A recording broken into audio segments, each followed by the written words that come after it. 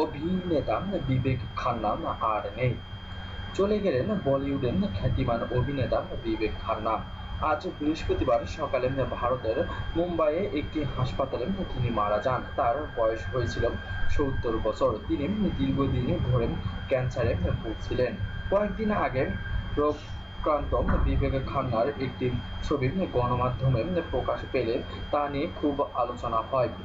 বলিউডের এক সময়ে সুদর্শন এই অভিনেতার রুগ্ণ অবস্থা দেখে ভক্তদের মন শোকে ভরে যায়।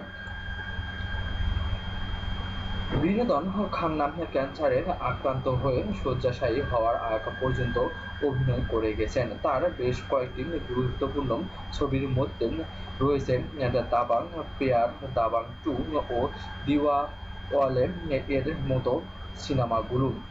মেরে আপনে, অমর আকবর, স্তনি, কুরবানি এবং ইনকার হাত কি সাইফ তার অভিনয় জীবনের উল্লেখযোগ্য ছবি। এই বলিউড তারকার দুই ছেলে অক্ষয় খান্না ও রাহুল খান্না অভিনয় জগতে প্রতিষ্ঠিত। মৃত্যুর সময় তার 4 সন্তান ও স্ত্রী কবিতা খান্না অভিনেতার পাশে ছিলেন।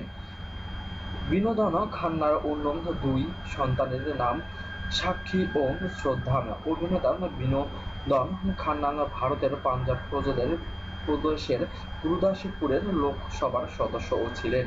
এপ্রিলের প্রথম সপ্তাহে এই অভিনেতাকে গুরুতর অবস্থায় মুম্বাইয়ের সার্ট আইএন রিসার্চ ফাউন্ডেশন হাসপাতালে ভর্তি করা হয়।